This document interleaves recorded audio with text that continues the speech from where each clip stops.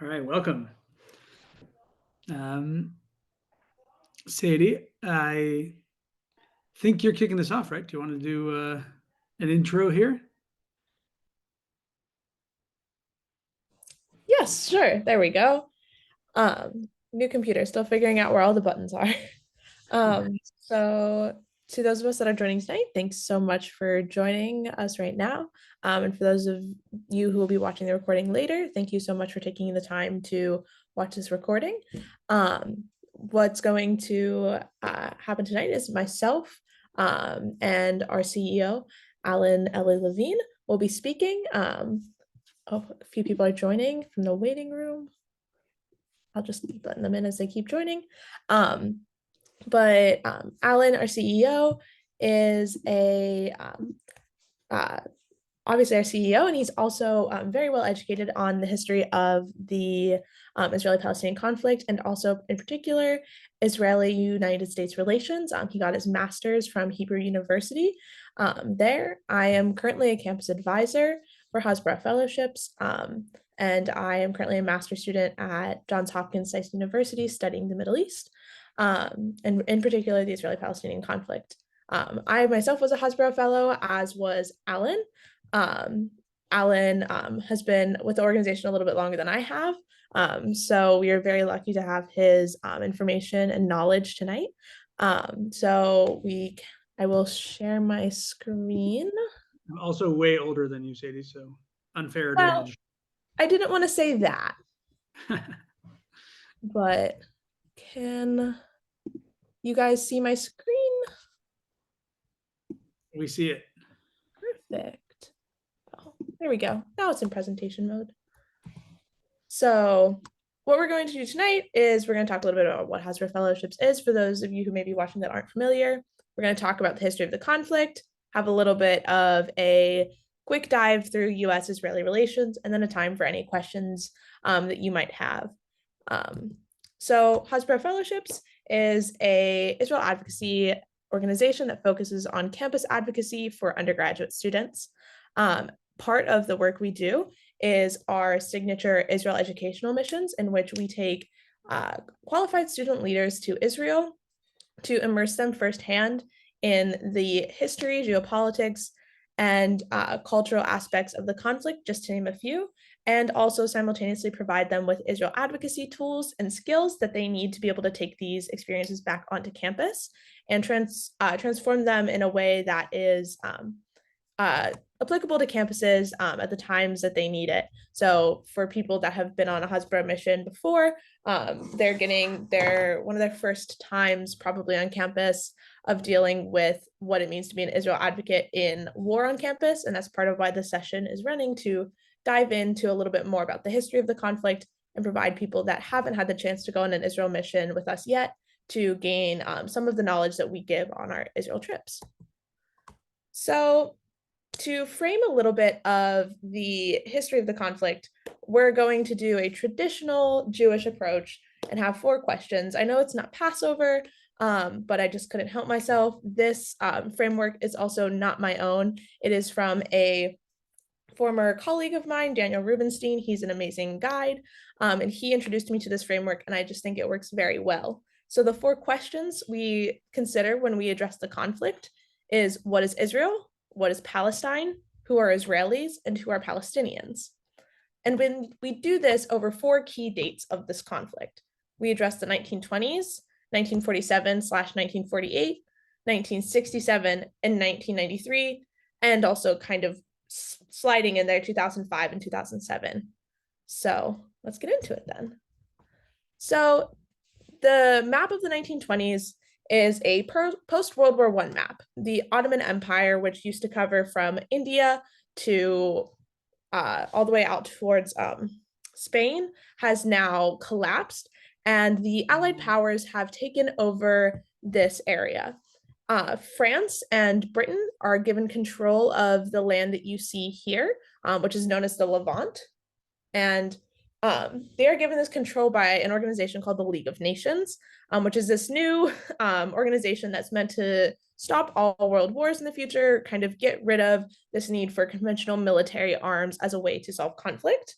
And as a part of these League of Nations aspirations, there develops a system called the mandate system, in which you have different types of mandates. And as you can see in this map, the British and French begin to divide the Middle East up into these mandates. And so, of course, they do this without consulting the local population, as evidenced by the glaringly straight line from basically Amman through Persia. And so when you're looking at this map, which I have overlaid a map of what is modern Israel here, just for reference, it is very easy to see that you have a lot of different things going on. You have a zone of direct French control, a direct British control, an international zone, which has very similar bounds to what the modern state of Israel is. Then you have zones that are under French or British influence, but not direct control. And so when we look at this map in the 1920s and we look for Israel, it's not on the map. When we look at what are the borders of Palestine, it's this British mandate of Palestine that's sort of this region, and it becomes a little bit more exact in a later drawing of the map. It becomes the traditional British mandate map of the British mandate of Palestine and the British mandate of Jordan or Transjordan.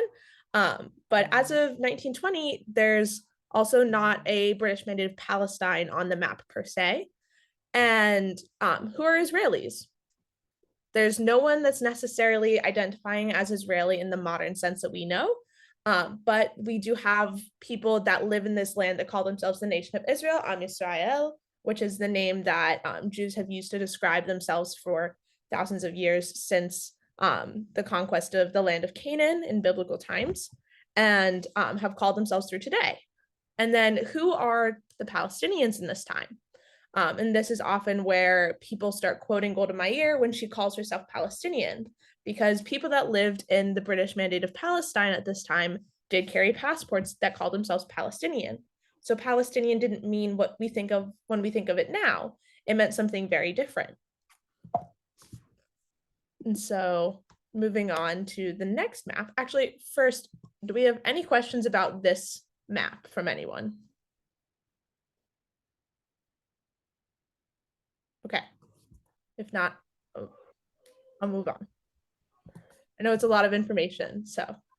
Okay, so then 1947, 1948, the British Mandate ends because it's a very hard land to control. It's also classed as a type, I believe, A mandate under the mandate system of the League of Nations, which are supposed to be able to kind of graduate out of the mandate system because they are more able to govern themselves. In this case, it wasn't really a case of the British Mandate of Palestine graduating out. The British were just over it. There was an internal civil war in the land, and they just didn't want to deal with it anymore. So the UN decides that they will take over this land and figure out what these people that are living here should be doing with it. And it's also important context of 1947. The Second World War has ended. The League of Nations has collapsed due to its failure to stop World War II. And the UN has kind of taken up its place in the international arena as this organization that is supposed to resolve conflicts in a peaceful manner. And the map you see on the left is the partition plan that is presented to the United Nations and is approved by vote in the United Nations, and also is accepted by the Jews living in the British Mandate of Palestine. It is also worth noting that this map was drawn up with input of the Jews that lived in the area, because they met with the UN Special Commission that came to the area to learn about who was living where and cultural customs and ties to certain areas of land. However, the Arab High Commission, which was the semi-governing body of the Arab people in the land before 1948, had boycotted the meetings and refused to meet with the UN Special Commission because they were meeting with the Jewish people and trying to divide up this land, which they believed should not be divided at all. In 1948, a Jewish state is declared the day the British Mandate expires in the land, And we know, a lot of us know the rest of the story of 7 Arab armies attack the newly born state of Israel. Israel prevails at a very high cost over the course of about a year. And the state of Israel within the borders that you see on the left is what results at the end. It is important to note that these lines are armistice lines, not peace treaties, nor are they ceasefire lines. That is something that you may hear a lot about on your campuses right now, the difference between ceasefire, armistice, and truce. So just note that these are ceasefire lines. So looking at this map, Israel is the land that Israel controls at the end of the war. So that's everything that you see in this yellow land. Or that might be orange. I apologize, I'm colorblind. In this orange land. And then what is Palestine? Palestine is not on this map. This green area is controlled by Jordan, this blue area controlled by Egypt. And the Palestinian state does not exist on this map in 1948. So then who are the Israelis? Israelis are now anyone that lives in these lands that are controlled by the state of Israel. And then you suddenly have people who are Palestinian. And who is Palestinian? At this point, anyone that is registered with the United Nations Refugee Works Agency is now Palestinian. This was an organization that was created to deal specifically with the Palestinian refugee crisis.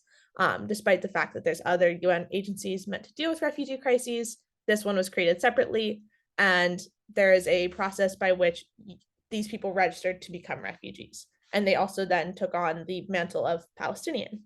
So is there any questions on this map?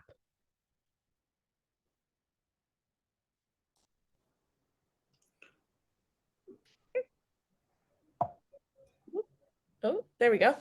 So the next date is 1967. And as you see on this map, Israel got a whole lot bigger in a couple years. So what happened? So there was the Suez Crisis, in which the UN had stationed troops in the Sinai Peninsula to kind of be a buffer between Israel and Egypt. Egypt orders the troops to leave the Sinai Peninsula, and there's kind of this heightening tension, and it culminates in the closure of the Straits of Tiran down here to Israeli vessels, which means now that Israeli vessels cannot use the Suez Canal. And a lot of people get very confused why the closing of the Straits of Tiran lead to this large 6-day war in 1967. And according to international law, closing of waterways is a declaration of war. And so Israel took the closing of the Straits of Tiran as a declaration of war, and then did a preemptive strike on Egyptian military forces in Egypt and the Sinai. So within 6 days and a lot of fighting, Israel then is now in control of the Sinai Peninsula, the Gaza Strip, the West Bank, Judea and Samaria, and also the Golan Heights. So now looking at this, what is Israel? Israel's now tripled its size over the course of 6 days. And there's this conversation a lot of times around the 6-day war of the language that's often used. There are people that say that Israel liberates these lands. There's people that say Israel occupies these lands, that Israel regains these lands.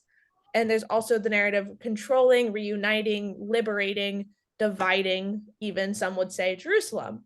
And obviously, there are different narratives that are presented with each one of those terminologies used.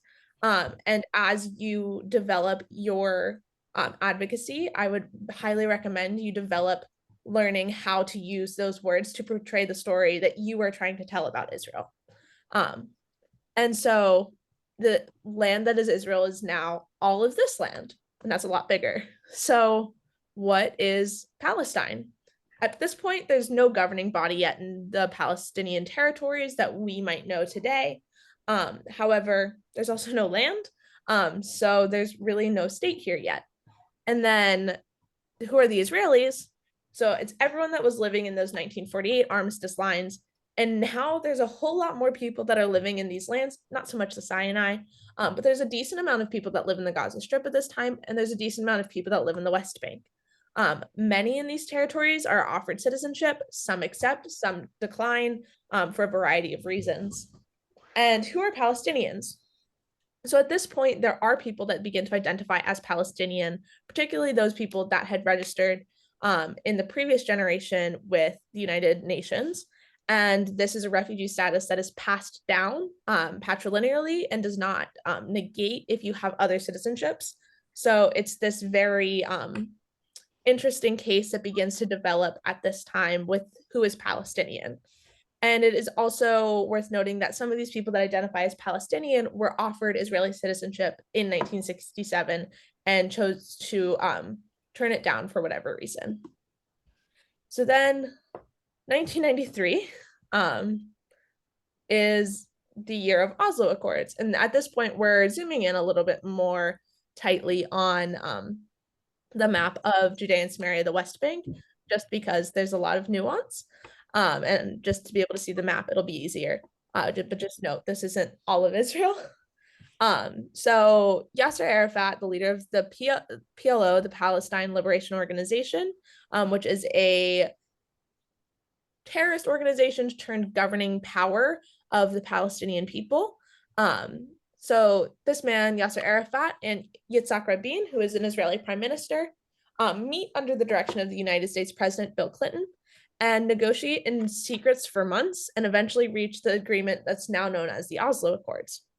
The Oslo Accords was a gradual plan to introduce this Palestinian Liberation Organization as a governing body to the areas it would control. And these Oslo Accords were meant to last 5 years as a first step of a plan. And the Israeli government and Palestinian Authority would continue to negotiate as time progressed and as the situation developed to best meet the needs of both parties. So at this time, what's Israel? It's the map more closely linked to 1948, excuse me, because between now and the last map, Israel re-gives the Sinai back to Egypt for peace, and Israel is still holding on to the Golan Heights, which can be seen up here. So Israel still has this.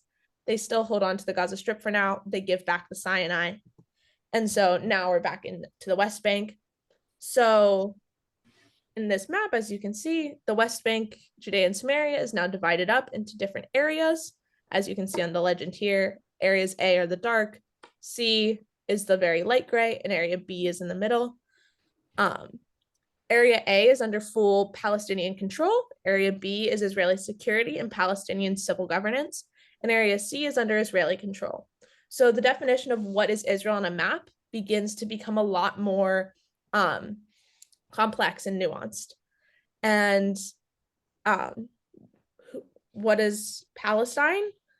This is also kind of a very nuanced discussion. And many people will say that it is, at this time, the Gaza Strip, which is given to the control of the Palestinian Authority at this time, so this area. And so areas B and A, because they have this Palestinian governance, and the Gaza Strip are now considered Palestinian territories for the first time. So who is Israeli? People that live in the state of Israel. And there are some people that live in areas C and B that are now identifying also as Israeli because they are Israeli citizens. And then who is Palestinian?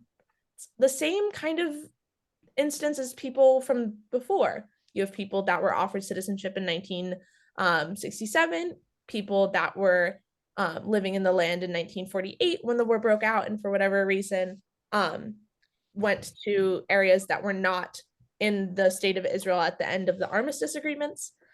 And so the question of who is Palestinian has remained sort of similar. And just a quick bonus of the present, this is more the map that we're familiar with today. Gaza is disengaged unilaterally in 2005. There is a dramatic offer for peace. Not Yitzhak Rabin, I'm sorry. Ariel Sharon. Thank you. Ariel Sharon completely disengages. So he removes all Israeli civilians and troops from the Gaza Strip and completely hands it over to the control of the Palestinian Authority, which is now a more formalized Palestinian governing body. And it is the intellectual descendants of the people that helped found the PLO. And there's a lot of internal politics when you're talking about the PA, but the PA then controls the land that is in orange. And then the land that's in cream is Israel.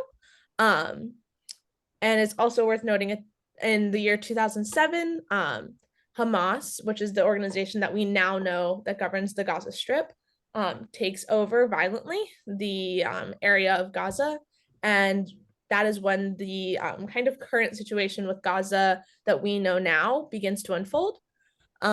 And there is a series of steps taken by Israel in an attempt to provide security in terms of an economic blockade, a physical blockade, and varying levels of the combinations of the two in an attempt to provide security to the southern residents of Israel. And in the West Bank, you have the Palestinian Authority still ruling the territories that they hold in that area. And so you have almost two Palestinian states at this point, one under the PA and one under Hamas. So looking at this map, Israel's in the cream, and then Palestine, depending on how you're defining is Gaza Strip under the control of Hamas Palestinian territory or not. You have Palestine or Palestinian territories in orange, and then who is Israeli? People that are living in this cream area. And then who are Palestinians? People that live in the orange area. And it is also important nuance to know that there are people that live in the cream areas that may not identify as Israeli for whatever reasons they choose. But most people that live in the cream area do hold Israeli citizenship. So that being said, I will pass it over to Ellie to talk about the history of the United States-Israeli relationship. Awesome, Sadie. Thank you. Not easy to do 100 years of history in about 20 minutes. So well done. And when we take our Hasbara missions to Israel, which we're going on December 24th, we spend 2 weeks diving into all this stuff. So doing it in 20 minutes, not easy, but definitely really good summary. And yeah, I think through looking at maps, you really you can kind of understand just the way facts on the ground have shifted. But I think certainly an important element to understand when you look at the history of the Arab-Israeli conflicts and the Israeli-Palestinian conflict, an important element is just really beyond the map, right? Because we know that the map kind of represents the shift in the different shifts and the different kind of paradigms and specifically who's been in control of what territory. But we know that the conflict is not really about territory, right? And certainly today, when today's conflict is in particular between Israel and Hamas, Hamas in its charter from the day it was founded talks about killing Jews, right? And so an important part of this is to know that it really goes beyond the map, right? And what I was asked to talk about here is just U.S.-Israeli relations and just a brief history on that and where we are today. And that too has there's a history there where kind of regardless of what the map was looking like, there while there have always been kind of twists and turns, the United States has been Israel's most important ally, and the slide there is just a little snapshot of Israeli prime ministers with American presidents, and all the circumstances were different throughout history. America has always been Israel's most important ally, and I think it's an important thing to think about. Because we have a role, right, as American Jews and pro-Israel people here in America, we should be using our voice as citizens in democracy to talk about, to really urge our leaders to be supportive of Israel, especially in Israel's hours of need, like now. But I want to talk about just a quick history of it, and to look at today's situation in a historical context. Which, if you, if Sadie, if I could ask you to just ask everyone to look at the slide, and maybe someone could tell me what we're looking at, real quick.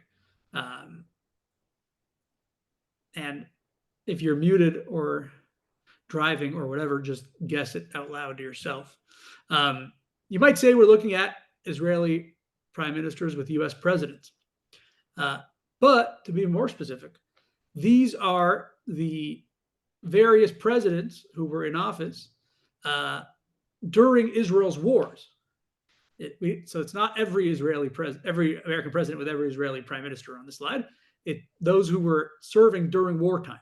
And so we have, we'll go clockwise. First, from the top left, we've got Truman and Ben-Gurion during Israel's War of Independence. We've got Lyndon Johnson and Levi Eshkol during the Six-Day War in 1967. We have Golda Meir and Richard Nixon during the Yom Kippur War, 73. We've got President Reagan and Prime Minister Begin during the Lebanon War in 82. And then President George W. Bush and Ehud Olmert during the second Lebanon War, the Israel-Hezbollah War in 2006. And then Bibi Netanyahu and President Obama during really the biggest rounds of Israel versus Hamas fighting. And then, as you see, they're all shaking hands. And we're going to go to the next slide real quick. And I think this is very symbolic. There's the two current leaders, President Biden and Prime Minister Netanyahu. And as you can see, the president has his arm around the prime minister. So he chose this slide as a symbol here. They're not shaking hands. They are hugging, or at least there's an arm around, right? And we chose that. I think it's quite apropos because what we're really looking at today is a White House, an administration in Washington it's actually proving itself to be the most supportive of Israel in history of any other White House during wartime. So speaking specifically about presidents who've had to make decisions on whether and how strongly to support Israel in times of war, President Biden is proving to be the most supportive, the best friend Israel has had during wartime. And I won't go into all the details because time is brief, but on the previous slide, when we saw the previous presidents, there tended to be a way of kind of wanting to show support for Israel, but not too much, right? To urge Israel to restrain itself. And actually, in the early days, in 48 and 67, and really in 73, and each war is a little bit different, so I'm going to have to summarize very briefly here. But in 48, Israel actually didn't have any weapons from the United States. It had to go to Czechoslovakia and to France to get its weaponry. And it really in 67, while Sadie talked about the closure of the states of Tehran, where Egypt was threatening Israel really for years, but even more for about a month before the start of that war. The threats from Egypt the Straits of Tehran were kind of the last straw, but the threats from Egypt were truly intense, to the point that Israel actually had to build many more cemeteries. It had to build cemeteries in advance of that war. It was expected that an attack from Egypt would kill many Israelis, and so it was a time in the lead up to that war that the people of Israel were extremely scared. An Israeli victory was not a given by any means, and President Johnson at the time told Israel, "We'll support you, but not if you fire the first shot. So if you preemptively strike Egypt or any of your other neighbors, then you're on your own. And Israel really wanted to take that preemptive strike because there were guns to use a metaphor here. Imagine guns pointed to you from all sides, north, east, and south, and it's very tempting to maybe take the first shot, to take the gun out of one of your enemy's hands, right? At least, and that's ultimately what Israel did. Not that Israel started the war; it was just a preemptive strike. But the White House said you'll be on your own if you do that. And so, fast forward to 2006, if you like.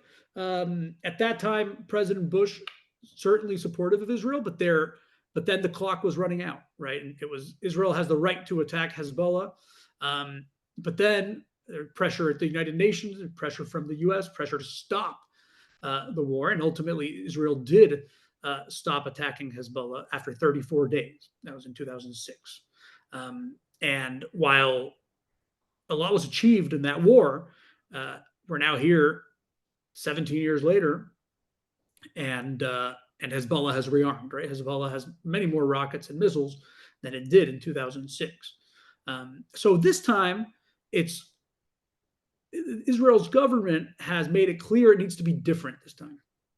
And by different, they mean we need to actually destroy Hamas's ability to ever wage war on us again, right? This can't be like the war against Hezbollah in 2006 or the previous rounds of fighting against Hamas in 2008, 2012, 2014.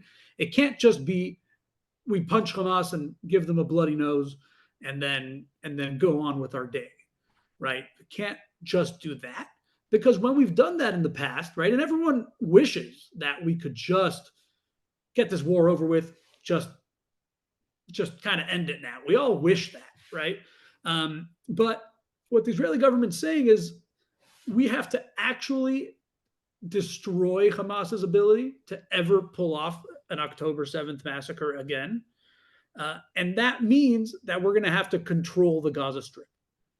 And that's where this is very different from 06, 08, 2010, 08, 2010, 2014.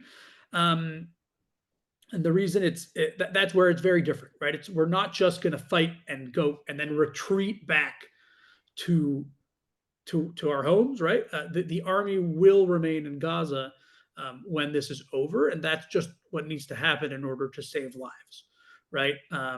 Hamas will no longer be the sovereign government in Gaza. That's what the Israeli government has repeated over and over again, and the White House is supporting that. Now, we won't give the White House a perfect score. I do wish, for instance, there was a resolution at the United Nations that the United States chose to abstain from, when I believe we should have vetoed it. So I'm not going to say perfect score, but the president has been pretty unequivocal in saying Israel has the right to defend itself, and really agreeing with Israel's goals, which are to release the hostages and destroy Hamas in the Gaza Strip. And so that's a very certainly an encouraging thing. And that's something that's helping Israel a lot here in its defensive war to protect the population from Hamas. And if they didn't have the support from the White House, I don't know if the Israeli government would feel that they could keep going, right? The condemnations from the world are happening, right? And that's Hamas's strategy. They want the world to cry out, right? And put pressure on Israel to stop. That's what Hamas is banking on from the beginning of this. And a strong voice in the White House really is very influential in the world. And so I don't know if Israeli government would be able to keep going here to free the hostages and to complete its goals if it wasn't for support from the White House. So it's an extremely important thing and something we, as Americans, should be really applauding our government for. An important thing I'll just mention here, since my topic is U.S.-Israeli relations, I think that October 7th has really opened our eyes as well to an unfortunate reality of some pretty influential people and institutions here in America who no longer feel that America should be on Israel's side. And while it's extremely encouraging to see the White House be in Israel's corner, we're also seeing really for the first time a significant number of members of Congress who are staunchly anti-Israel. We're obviously seeing university campuses, right? Which we at Hasbara, we've been working with students on campuses for 20 years. We've been aware of this, but it hasn't been this pronounced, this prominent, that you have such, until now really, that you have such anti-Israel vitriol on campuses, and really largely a refusal to do anything about it by university leaders. We have professors, right, in the hundreds signing letters to condemn Israel, right? So while we're seeing in America, I think we're seeing America at its best because of the way the White House has reacted to this. We're also seeing members of Congress who are anti-Israel, and there used to be, and yes, there's only about 15 of them out of 535 members of Congress, but there used to be zero. And so that's a worrisome trend, right? It used to be zero, now it's 15. You see celebrities and you see university presidents and other influential Americans who don't believe in supporting America's democratic ally, Israel, and who I would say don't know the difference between right and wrong. They don't see the difference between a terrorist organization massacring families on October 7th and a democracy that's wanting to just defend itself. And so it's very worrisome that we have influential Americans who kind of are of that frame of mind. So I think on the one hand, we're seeing a very encouraging moment. At the same time, it's an eye opener for all of us. I think to see future leaders wanting to boycott Israel, wanting to support Hamas, that's something we have to fight back against very strongly here in America. And so with that, I think I'll close and we can go to Q&A.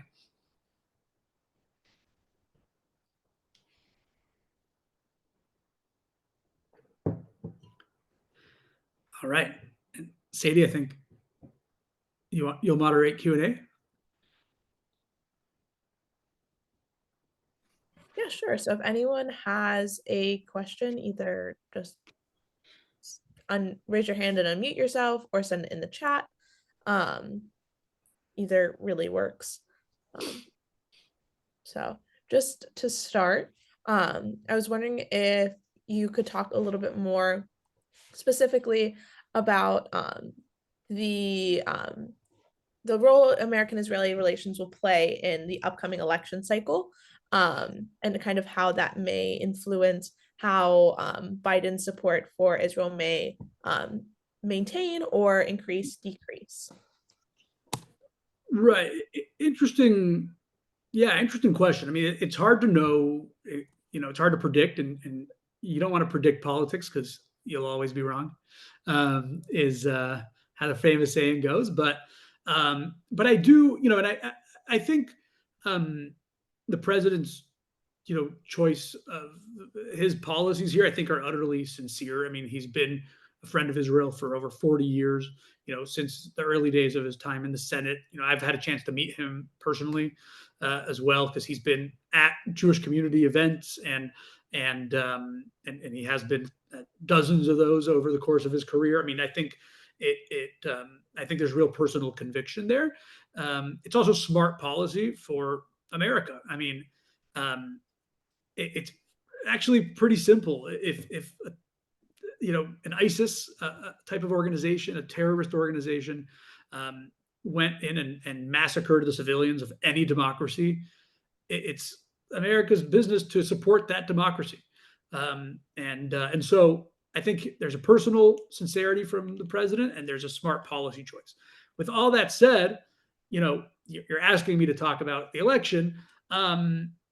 Americans are pro-Israel, and so I think it was kind of a bad move by Hamas to attack Israel when the presidential election here is heating up, and of course the election is not only a presidential election. You've got congressional, senatorial elections, and the electorate, and poll after poll shows over 70% of Americans think Israel is justified here in how it's defending itself.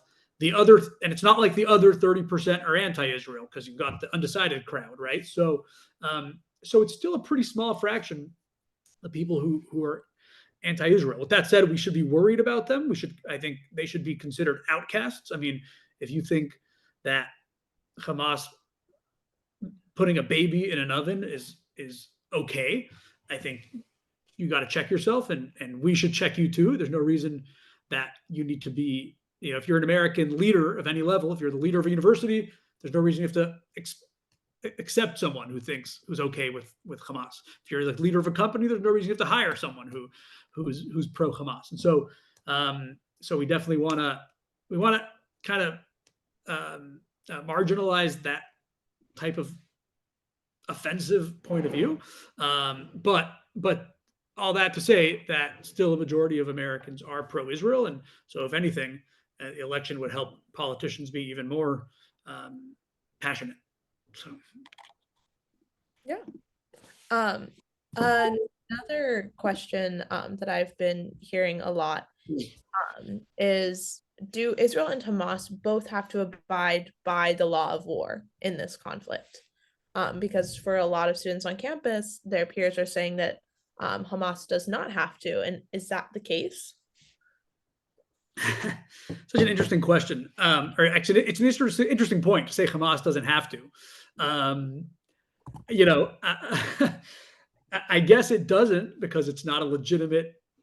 It didn't sign. It's not a legitimate player. So, but if someone says that they don't have to follow international law, in a way, they're actually that's kind of a backhanded an insult to Hamas, right? It's kind of proving our point. They're not a real legitimate player, and they certainly don't follow international law, right? They don't follow international law, and they don't follow international ethics, right?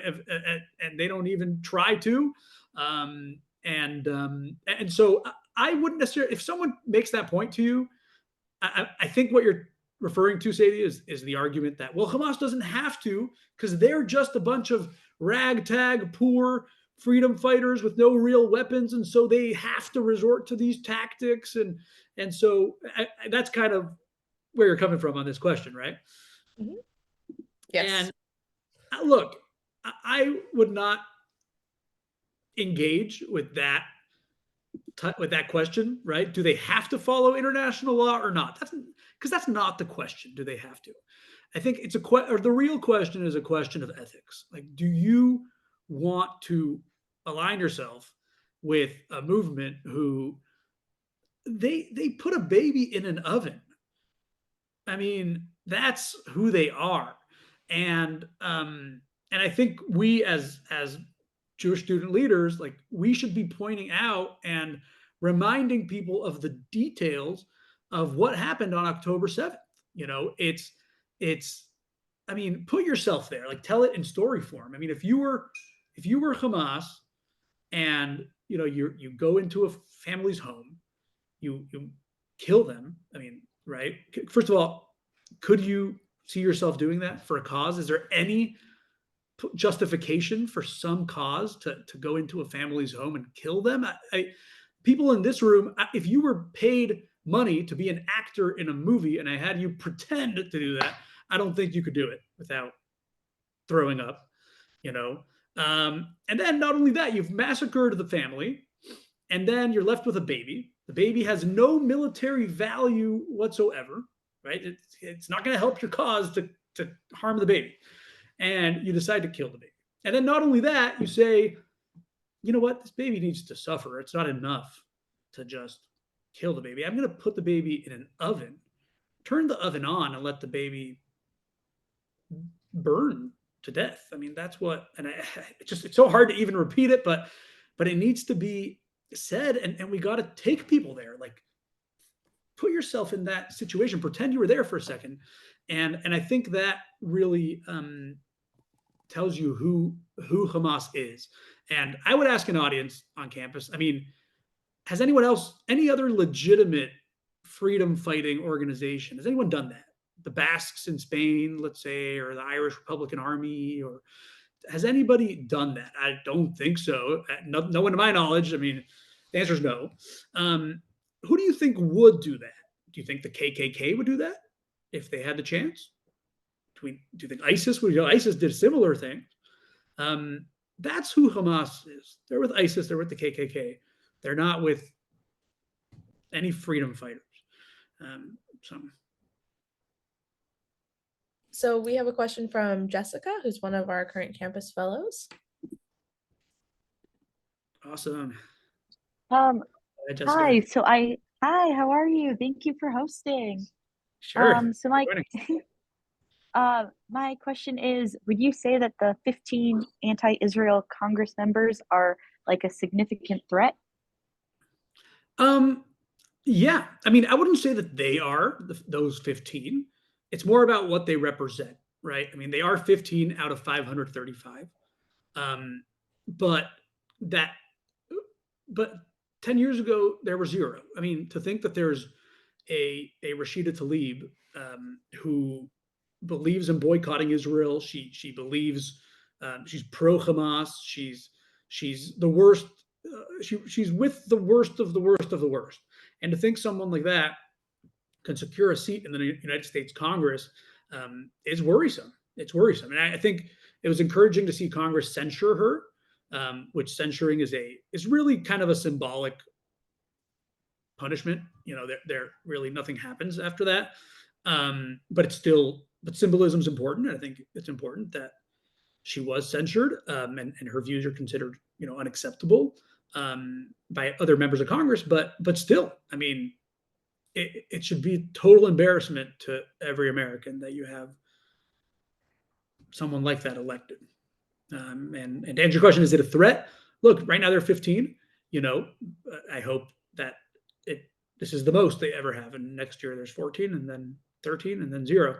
But if we're sitting here in 10 years and now there's 30, 40 of them, we're gonna have a real problem.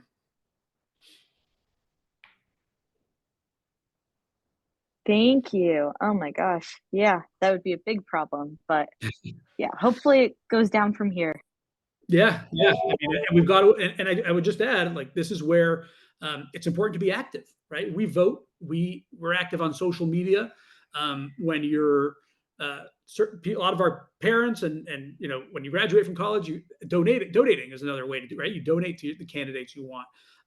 And so definitely an important thing. And if there's a serious challenge to, especially Rashida Tlaib and Ilhan Omar, who are kind of the most vocal anti-Israel members of Congress, we better get active, support their opponent, tweet and post about it, and if you're in those districts, help get out the vote. And it would be a big statement if one of them could be defeated. So, yeah. So I think right now as of right now we don't have any other questions. So just as an update about Hasbara, what's planning on happening, if Alan, if I can get this to present again in a second. Sorry, there we go. Now the button's back. Can you see my screen? Yes. 1 second, it's present. If you want to talk about our program this winter. Oh, yeah, absolutely. So Hasbara Fellowships, we are traditionally done missions to Israel for Jewish and other pro-Israel student leaders. And it's a very unique kind of Israel experience because we meet with members of Knesset and journalists and former Israeli ambassadors and really leaders from all sides of the political spectrum. We do get to meet Palestinian leaders too. And really all in an effort to come together and learn what we need to learn to come back to campus as pro-Israel leaders and advocates. And so we spend usually we spend longer, but this winter, since it's because of wartime, it's going to be a solidarity mission, and we'll be there for a week. and we'll be doing what we do plus some volunteering just to help displaced families and help soldiers, and we'll get to meet some survivors of October 7th as well. And really, mission is to show solidarity while we're there, and also to show solidarity not just to Israelis but to our fellow Jewish students and other pro-Israel students on campus. To be able to put it on social media to show I was there and I'm representing all of you on my campus, and we're not afraid. So it should be a great program. I'll be there, and it'll be totally safe. There'll be security. We've been there during wartime before. We take all the necessary precautions. Happy to answer kind of questions offline about what those details are. But yeah, December 24th we'll be going. We have a few spots left, so you can scan the barcode to apply, or you can go to israelambassadors.com, and all the info's there. And hope you'll come and apply and share with peers. And when it does get full, May 2024 is our next Hasbara mission to Israel. So you can apply for May also. Yes. And if anyone's interested in seeing the sources from the presentation, these are the sources that are used to compile the presentation. Awesome. And I'll just put the website for our mission to Israel in the chat. Amazing. There it is. Oh wait, hold on. That did not work. There it is. There we go. Awesome. So thank you guys all so much for coming. And for everyone that's watching the recording, thank you guys for watching. And hope to see you sometime in Israel soon. Thanks, Eddie. Thanks, everybody. Thank you. Bye.